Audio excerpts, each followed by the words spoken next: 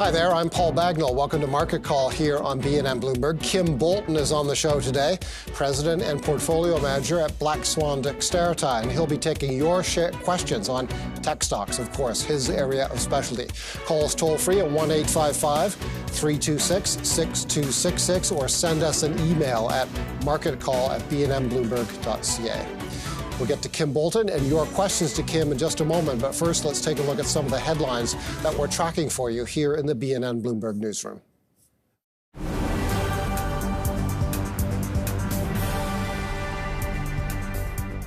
Canada's inflation rate slowed slightly in November, but remained well above the Bank of Canada's comfort zone. The Consumer Price Index rose by 6.8%. That was down modestly from a 6.9% rise in October. The cost of food and mortgages both showed double-digit percentage increases. TC Energy says it has now recovered about 7,600 barrels of oil from the Kansas Creek, where its Keystone pipeline sprung a leak. The company is warning again that cold winter weather may slow its recovery efforts. TC still has not publicly given a projected timeline for restarting the affected segment of the pipeline. Shares of BlackBerry are trading lower after the company swung to a loss and reported lower revenue in its latest quarter.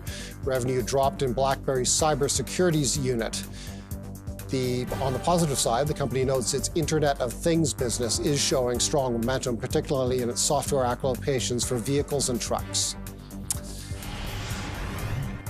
There's the TSX Composite Index. The banks stocks are doing well today, so are the railway stocks, and the result of that upward momentum and some other big stocks moving higher is a gain of 1.25% approximately. Let's go to U.S. markets and take a look at south of the border. We also see strong gains in the United States. Well, let's bring in Kim Bolton for his take on markets. Kim, you continue to say that in this macro environment, you at Black Swan Dexterity are positioned defensively on the part of clients. For a tech portfolio, what does that mean? That means, great to be here with you, Paul. That means that we're actually fully invested on the stock portfolio. But on the hedge, which is a short equity index overlay on top of the notional value of the stock portfolio, we're running at about 70%. So we're overweight on the hedge. But one of the best parts of the hedge is that, you can throttle it up, throttle it down pretty quickly. This morning we took it down from about 70 down to about 63%. And, the market seems to be getting its legs back. It's a bit of a game of poker out there right now between, the market players and the Fed and the central banks. Is that hedge a short position on equity indices? Yeah. Right. So we have, what we do is that we go short the equity indexes via the futures. But once we get above 50%, then we start to use put options on those equity indexes. How would you characterize the holdings in the portfolio itself, the tech portfolio? What segments of tech are you in right now? We're pretty broad across, let's see. We're underweight a bit on the semis, underweight on the software, but we're overweight in the communications and in the hardware. The fintech, we're overweight. The semis have had a difficult year. It's the transport index of the today and certainly going into the future. But it takes a long time for that to sort of rotate around. Yeah. Tech stocks have suffered, of course, from the withdrawal of liquidity from the market from the U.S. Central Bank. You've written about that extensively in some recent notes. There's a real disconnect between what the market is predicting economically and ultimately in rates from the central banks and what the Fed is messaging. And you also know that the Fed seems to be amplifying its more modest rate hike with some hawkish rhetoric from Jerome Powell. How do we reconcile all of that? Well, they can control the short end with the Fed funds and everything, but they very much jawbone and try to extend that out to the longer end, and that's what he did last week, and it worked. It worked on the stock market, but the fixed income players really didn't believe it. And so He's expecting to raise the rates, that inflation is going to stay higher through 2023, and they're going to have their very tight approach to things is going to extend through 2023. But the fixed income players are really sort of calling a bluff on them. And they still expect to see some easing in the second half of 2023. Another big theme we're seeing as 2022 draws to a close is large layoffs at some big tech players. Your thoughts there? They have to. Everyone's looking to the bottom line. Everyone's trying to understand what the earnings are going to look like going into 2023. And it's all about profitability. And certainly when it comes to the software side, they're very, very leveraged, and so they have to be prudent, and they just pull back. You saw it going into the middle of this year, that there were hiring freezes, and then when we went into that third, fourth quarter, then you started to hear about layoffs. That's Kim Bolton. He is president and portfolio at Black Swan Dexteritas. He said, you just heard him say he's still cautious on broader markets and therefore substantially hedged on his client portfolio of tech stocks. We'll start taking your questions on tech stocks right after this. There is the contact information.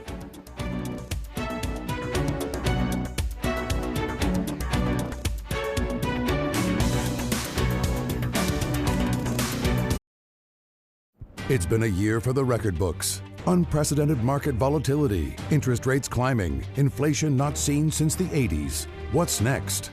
Markets 2023, the road ahead. Call, email, tweet. We want to hear from you. Special coverage begins at noon Eastern, 9 a.m. Pacific. Friday on BNN Bloomberg and bnnbloomberg.ca. Let's start putting questions to Kim Bolton. We'll go first, as we often do, to our email inbox. Pawan is our email writer. The subject line, Sentinel-1, ticker symbol S on the New York Stock Exchange. Could you please ask Kim Bolton his views on Sentinel-1? Is it a buy? Is it a sell? Kim? Hi, Pawan. Well, we own it. It's actually part of the stock portfolio. And just sort of go back when we were talking in the beginning.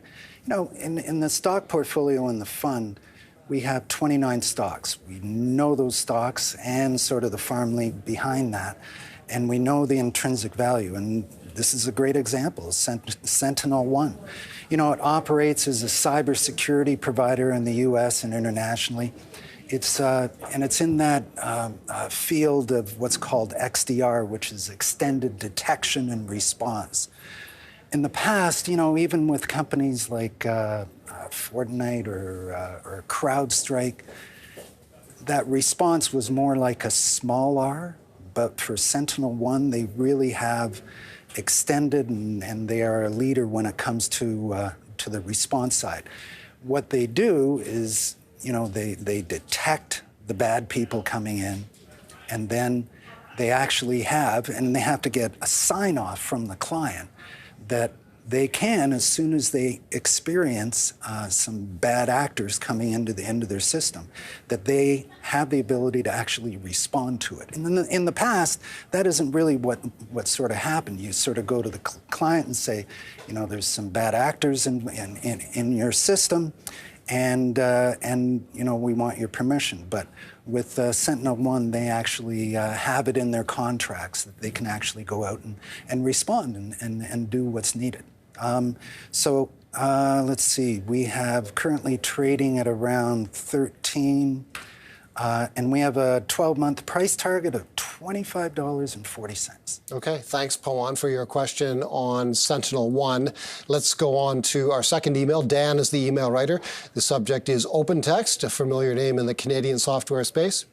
Ticker symbol OTEX on the TSX. What do you think, Dan writes, of OpenText at this level? We follow this. This is sort of in the farm league of ours. It's not in the portfolio. We have it in a few of the separately managed accounts. Currently trading just over $40. We have a 12-month price target of $53.65. So they are really a leader, not only do we think, but Gartner, the world's largest research firm, actually has named OpenText as a leader in their Magic Quadrant for content services platform, and it consistently maintains a double-digit recurring growth rate.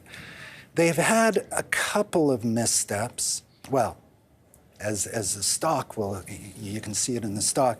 They did a purchase of Xmedius, which provides a range of secure information transfer and communications, and they saw a lot of cross-selling opportunities in that, but they paid an awful lot for that, and so that's why OpenText took a bit of a haircut.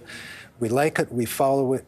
We don't own it yet. Okay, thanks for that question, Dan. Let's go to the phone lines for the first time in the program and go to Phoenix, Arizona, where Taraver is on the line. Hi, Taraver. Can you hear me, Taraver? Yes, I can hear you. Can you hear me? Hello? Yeah, we can hear you better now. Go ahead. You're on the air with Kim Bolton. Sure. My question is on Vishay Intertechnology. They are a passive electronic components maker. What do you think of this stock? Because the revenue doesn't grow that fast, but the income, operating income and cash flow. Okay, we've lost our connection. Vishay Technology is the question. Mm-hmm. So we follow. It's an interesting company in that it's a global manufacturer of what's called discrete semiconductors, which are diodes and optoelectronics, and they also have sort of resistors and capacitors. And so, you know, in the world of semiconductors, there's sort of the analog chips, which actually have coded into it a certain task and a certain process, versus sort of the memory side, which can actually, you can sort of code it on the fly. But Vishay, and they're actually just south of here in Malvern, Pennsylvania. You know, it's a big company. It's a $3 billion market cap. It plays in sort of that analog field.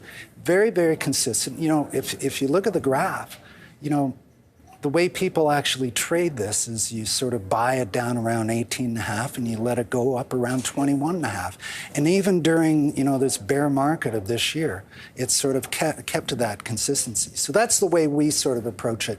Up here, because it sort of might get up to around 23.5, 24, but up here we'd be a seller, and then you can probably buy it back, you know, under $19. Okay, thanks for that question. Taraver from Phoenix, Arizona. We'll be back with Kim Bolton, President and Portfolio Manager at Black Swan Dexteritas. Right after this, he'll continue taking your questions on tech stocks. Give us a call.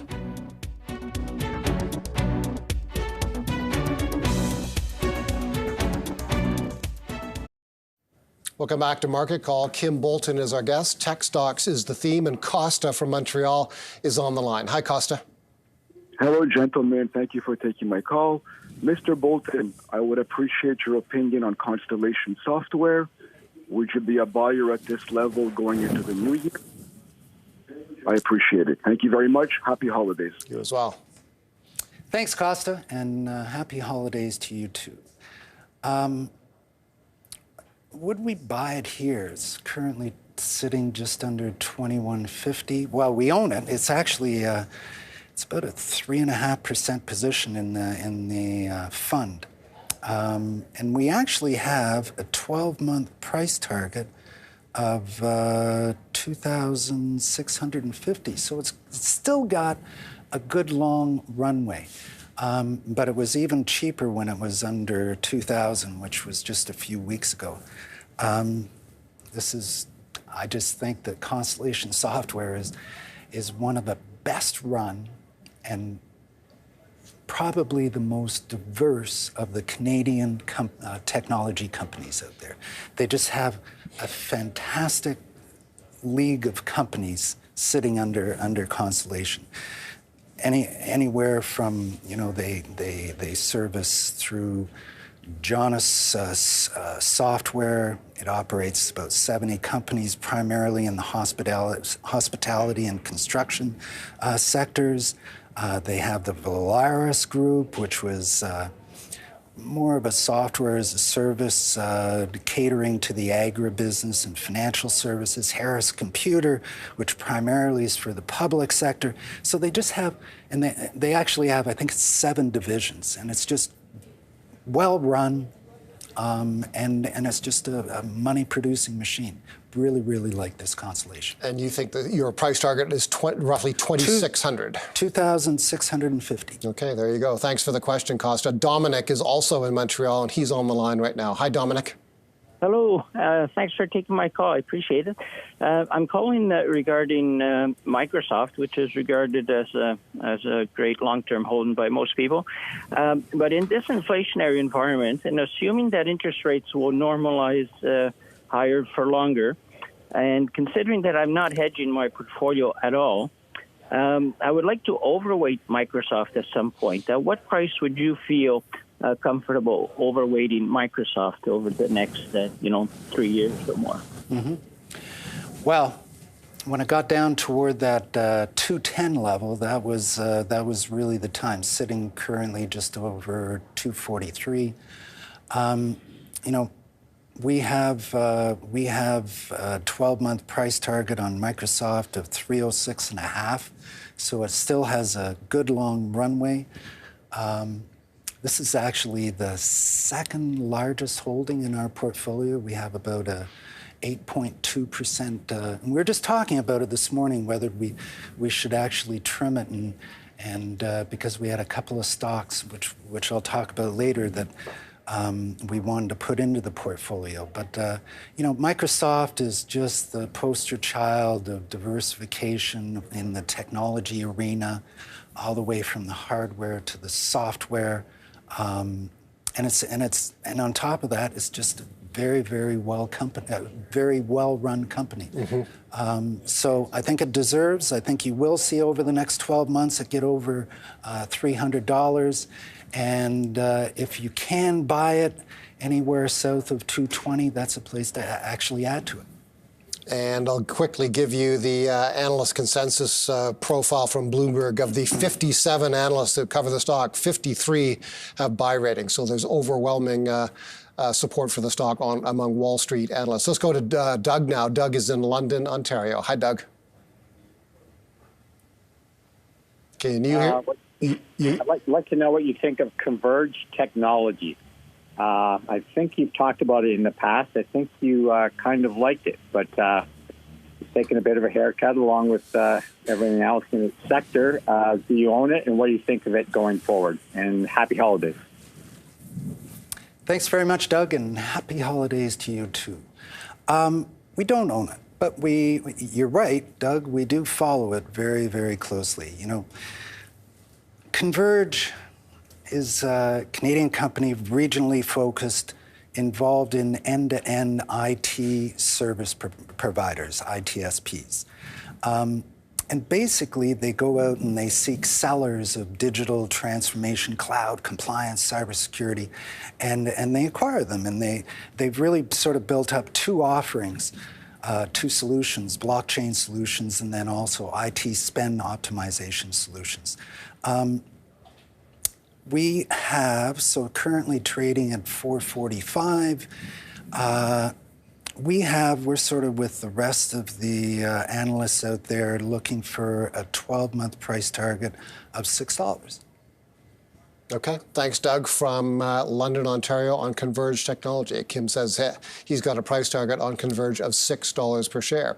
We'll take a quick break. When we come back, we'll look at Kim's past picks right after this break.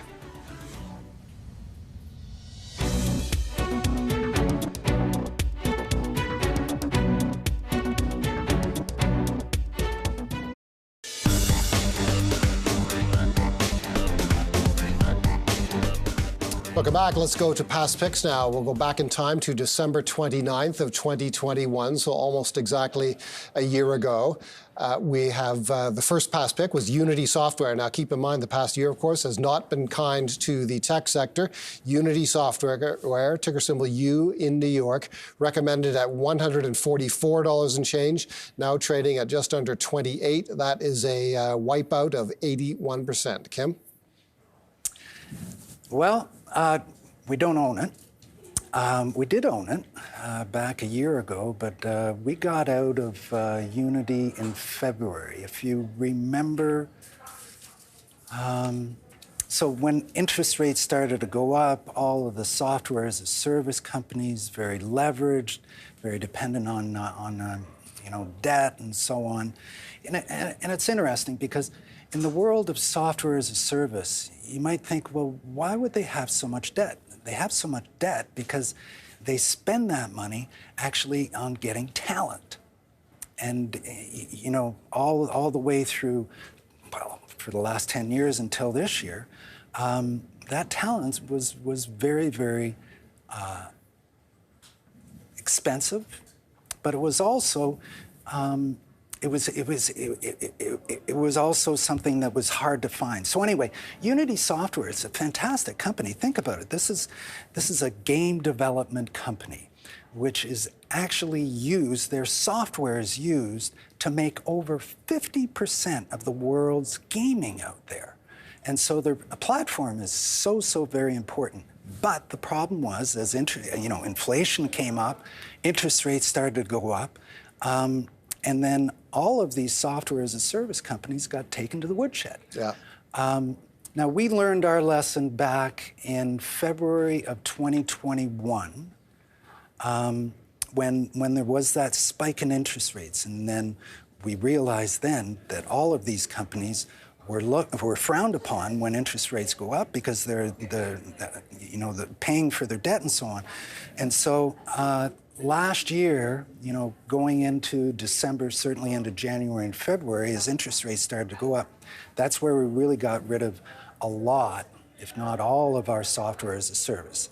On the software as a service side, we currently own companies like the big ones that are profitable, like a ServiceNow or like a Salesforce out there.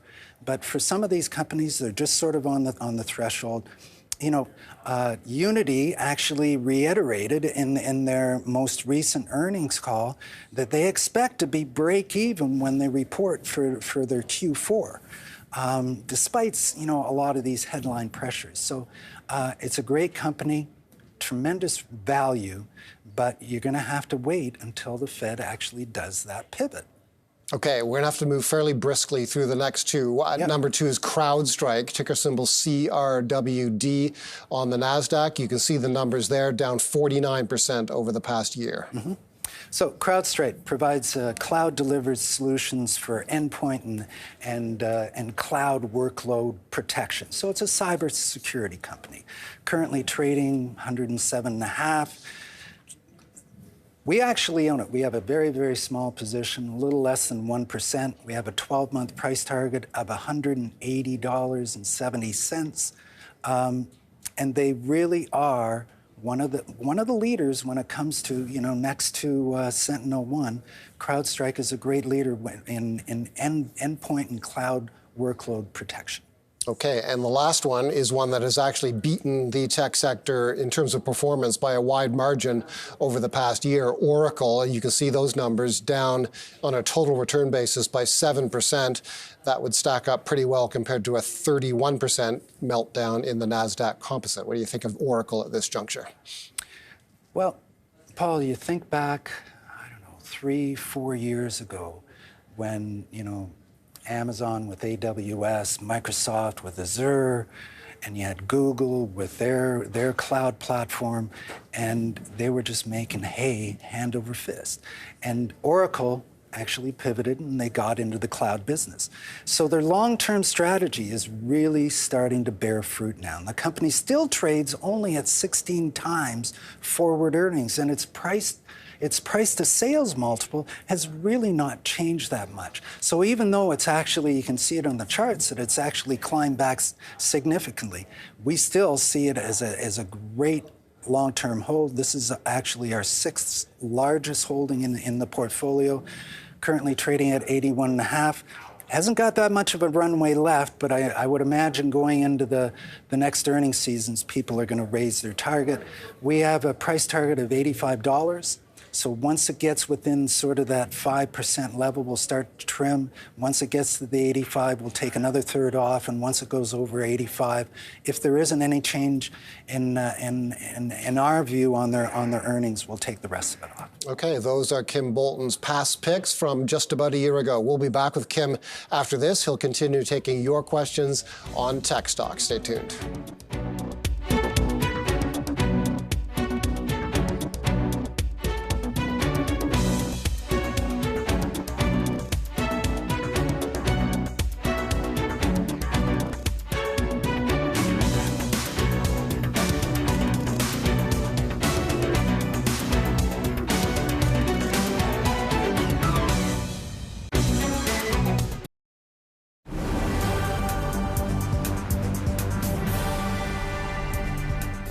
Canada's inflation rate slowed slightly in November, but remains well above the Bank of Canada's comfort zone. The Consumer Price Index rose by 6.8%, down modestly from a 6.9% rise in October. The cost of food and mortgages both showed double-digit percentage increases over the year. Shares of Nike are trading sharply higher. There's stock up more than 13%. This comes after sales and profit came in well above estimates in Nike's latest quarter. The company is also raising its full-year forecast. Nike reported more than $9 billion US worth of unsold inventory, but that's down from the previous quarter, and the company says it believes it is already past its inventory peak. Elon Musk has confirmed he will step down as CEO of Twitter. Musk says he will resign after finding a successor, although he plans to retain control over the company's engineering teams. That move comes after Musk posted a poll on Twitter that asked his followers whether he should give up the role of CEO of the company. Here's another look at the TSX Composite, still nudging higher. That may be the highest level that we've seen thus far on the S&P TSX Composite, now up 1.4% or 263 points in the aggregate. Strong results from Nike and FedEx seem to have given investors an optimistic tone today on both sides of the Canada-US border. Speaking of which, there is the US picture with the three main indices there, all up by 1.5%. Let's go back to the phones. Andre is in Chilliwack, BC. Hi, Andre. Can you hear me? Yes, I can, Andre. You're on the air. What's your question to Kim Bolton? Yeah, very good. Kim, thanks for coming in. I always appreciate your comments. Could I get your thoughts, please, on Broadcom? Again, I always call on Broadcom. I'm long on it. I know you don't own it. I wish you would. What would get you into the stock? And, I mean, it's in hardware, which is what you're overweight in. Could I get your thoughts, again, on Broadcom? It doesn't get much attention, but the CEO is a great CEO. Thanks. Have a great day there. Bye-bye. Thanks, Andre. We do like it. And yes, it's in hardware, but it's very much a developer, manufacturer, semiconductor and infrastructure software products. And they are a leader out there, and they're a massive company, like $225 billion. And we follow it because they are a bit of a barometer. On top of that, not only do they perform reasonably well, certainly versus the peer group, but they also have a pretty decent dividend on here of 2.4%. So 75% of Broadcom's revenue comes from the semi side, and 25% comes from the infrastructure software side. Andre, nothing against Broadcom. We sort of weigh it. Oracle, Broadcom, and we picked Oracle. We do have certainly right now trading, $558, 12-month price target of $685. And so, and you know, you're right, the CEO is fantastic. They just delivered record revenues in the third quarter, reflecting, you know, great leadership across multiple markets and 5G and broadband and wireless and so on. So we like it, but, you know, we like to keep our holdings, certainly in the fund, under 30. Okay, there you go. Heavy majority of Wall Street analysts like Broadcom as well at these levels. 19 of 25 say buy. Thanks, Andre from Chilliwack. Michael is from North Vancouver. Hi, Michael. Hello, Paul. Thanks for taking my call, Kim. The two of you, season's greetings. Kim, my question today is on Amazon. It's down 50% from its 2022 highs, and just wondered what your thoughts were. It's also pretty well close to its five-year range. Now, do you like it? Do you hold it? And would you recommend it down at these prices? I'll hang up and list your response. And again, season's greetings and have a great day. Bye-bye. Thanks, Michael. Thanks, Michael. Do we like it? We love it down here. I remember when we started our fund back in 2013, Amazon was the first holding that we put into the fund.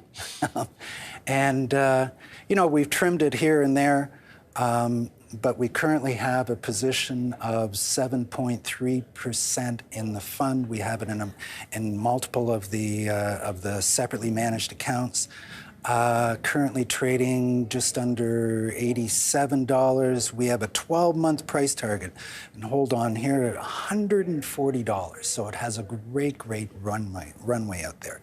But they have so many horses in the race. Yes, things have slowed on the AWS, but they're the leader when it comes to cloud, and so they can determine the price point. Now, some of the other people, like an Oracle, has come in, but AWS actually totals about 70% of the company's EBITDA today, and in conjunction with Microsoft, they'll be a leader in that. And of course, then they have the e-commerce. But the e-commerce is the place that everyone's sort of focusing on, and the slowing of the economy, possible recession, and so on. And that's what's holding it back. But the reason we have such an overweight position is because we believe the 12-month price target is very, very achievable of $140. Okay. Very bullish on Amazon is Kim Bolton. Rob is in Oakville, Ontario. Hi, Rob. Hi, Paul. How are you? Hi, Kim. How are you guys? Happy holidays to you both. I really enjoy the show. My question is regarding POS, and I realize all the negative press in recent months on that stock. But are the bad times over? Is this something to look at for the next 12, 24 months? I know Spruce Point made a call on this quite a ways back, and actually they ended up being quite right on it. But what are your views on that? And I'll hang up right now and listen to you. Thank you. This is on Lightspeed. Yeah, Lightspeed. So we don't own it. Currently trading just over $19. The street is actually extremely bullish on this, and the street actually has a 12-month price target of $37.35, which is a lot of upside.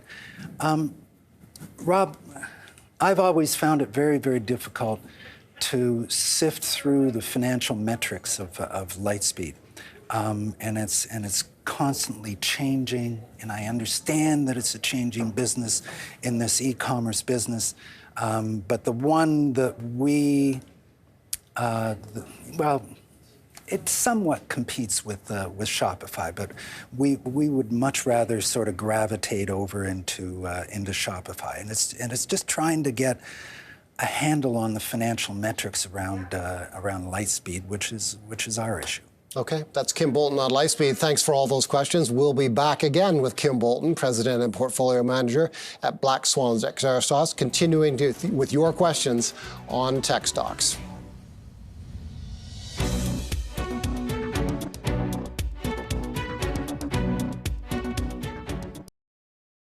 It's been a year for the record books. Unprecedented market volatility, interest rates climbing, inflation not seen since the 80s. What's next? Markets 2023, the road ahead. Call, email, tweet. We want to hear from you. Special coverage begins at noon Eastern, 9 a.m. Pacific. Friday on BNN Bloomberg and bnnbloomberg.ca. Which will turn to, yeah.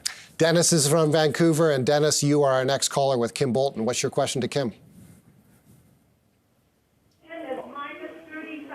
Huh?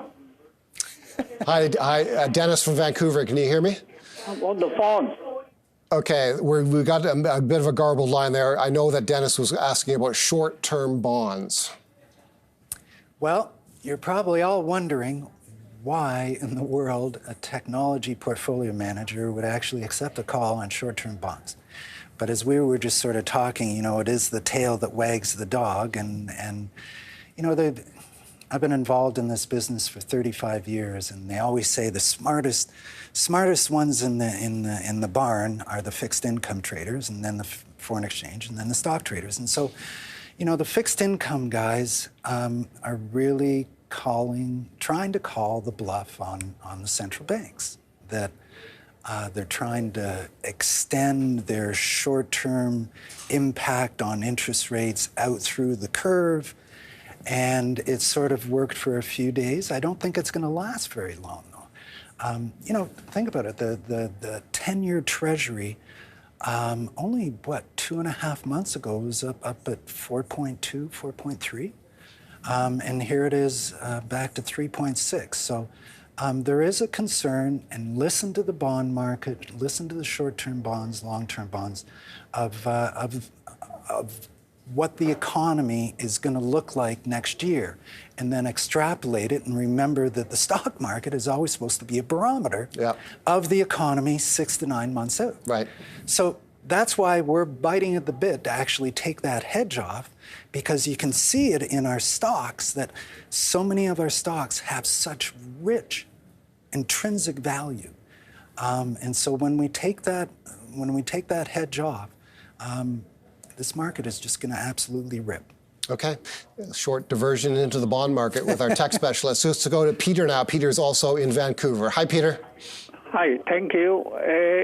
Great show, great host, great guest. Thank you. And also great people in the telephone room, especially Yauga. That's right. And great caller as well. It's time at the end of the year to celebrate Peter, who's always very generous with his compliments to us here on BNN Bloomberg. What's your question, Peter, to Kim Bolton? Okay. Tech Guru, can I ask you about PLTR? Merry Christmas and Happy New Year. Palantir. Thanks, Peter. Great to hear your voice, and happy holidays to you, too. Palantir, we actually owned it after it came out on, we didn't buy it on the IPO. We let it settle down. This is one of those companies that didn't do it through the investment houses, and they just did it as a listing. And it just sort of went under the radar, and then we picked it up, and I think we picked it up around $20, sold it up around $28, and then it's been all over the place, and here we are back down to $6. So Palantir is really one of the kings out of Silicon Valley when it comes to data analytic platforms. In other words, artificial intelligence, machine learning, deep learning, and so on.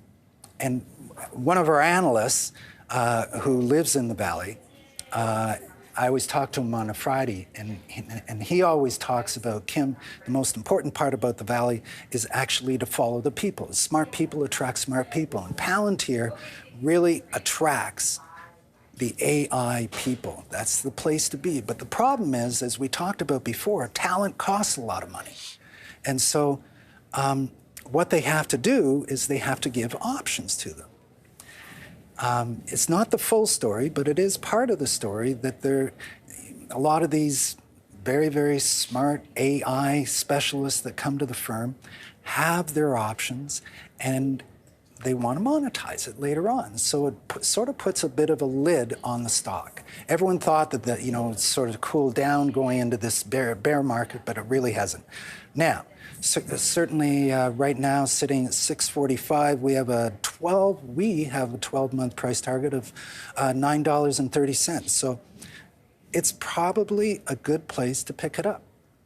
Thanks, Peter. Thanks, Peter, and thanks, Kim, as well. That's the last answer that Kim will give to a viewer question. That's all the time we have for calls today, but the show is not over yet. Top picks from Kim Bolton right around the corner.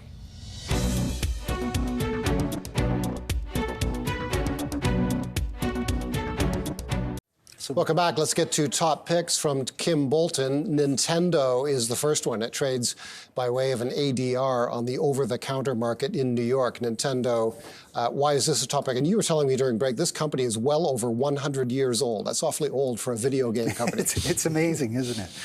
Nintendo was actually founded in 1889. And the founder, I forget his name, they're in Kyoto in Japan. And the founder started his business by painting playing cards.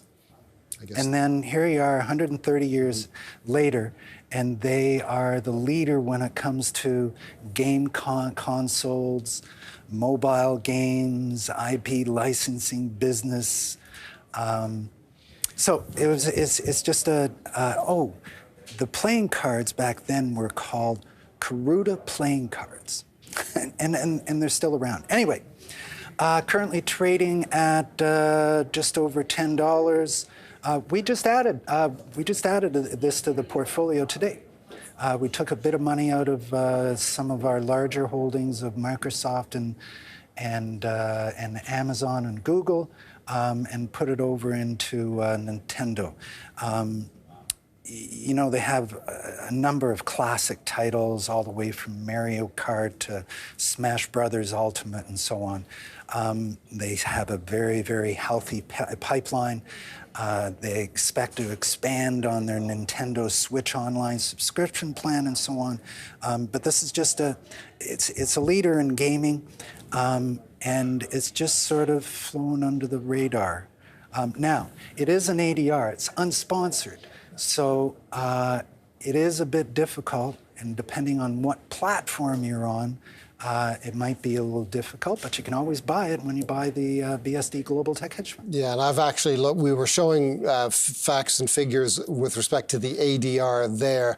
I've actually looked up the underlying equity in Japan, and among analysts who cover, they're mainly Japanese analysts who cover Nintendo, 17 buys, 3 holds, and 2 sells. So the Japanese street is bullish on Nintendo, and the company does have, there is a PE multiple as well. It's now trading at a forward PE of just under 14 times. Okay, let's go to top pick number 2 on this day, ASML Holding. This is a NASDAQ traded stock. Well, ASML, they're a Dutch semiconductor company, but they are the guys that have a monopoly in that EUV lithography equipment market. And so they build the equipment that allows the manufacturing of chips consisting of lithography and metrology and inspection-related systems and so on. So they use that sort of deep ultraviolet lithography system that is a patent of theirs. There are other players that have tried to catch up to them, but they have such a strong moat. Now, it is a bit expensive, because it is a monopoly. You know, they're trading at 42 times forward earnings and 29 times free cash flow. Currently trading at $5.78, and we have a 12-month price target of $742. Okay, top pick number 3, PayPal. You will be the second person I've spoken to today, professional investor who likes PayPal at this juncture, PYPL. So PayPal is so well positioned to benefit from all the aspects of growth in and around digital payments and commerce and services. I'm not surprised to hear you that other people have, you know, a lot of the houses, investment houses, have this as a top pick. And you can see that it's, you know, it's been beaten up over the last year, currently trading right around $70. We have a 12-month price target of PayPal of $105. Now, why? 2 catalysts for PayPal that investors should watch as we go into 2023. First of all, better than expected share gains, and second of all, faster than expected buy now and pay later growth. So they got into that side of the buy now, pay later. And if you are going to go into a slowdown, that's where people are going to gravitate to. So we love that. Those are the top three picks from Kim Bolton on this day. Number 1 was Nintendo. Number 2 is ASML Holdings. Number 3, PayPal. Thanks a lot, Kim Bolton, for your insight today, and happy holidays to you and your family. Thanks a lot, Paul. That's Kim Bolton. Just before we turn things over to John Ehrlichman and Bloomberg Markets, let's take a look at the markets, and we'll begin south of the border, where we see robust gains across U.S. equity indices. Strong results and guidance from FedEx and Nike are being credited with an improvement, a dramatic improvement in investor sentiment, despite the headwinds that are in the macro environment. And there are certainly lots of bears out there who say the Fed is not done yet in raising rates, or that there's significant recession risk in the U.S. economy. Let's go to the TSX, take a look at how our national benchmark is doing. It is up by about 1 1/3%. Top gainers in terms of influence: Royal Bank, Enbridge, Bank of Montreal, Canadian Pacific Railway, and TD Bank. And that's it for us on Market Call. As always, please consult a qualified professional before making your investment decisions. Time now for Bloomberg Markets and John Ehrlichman.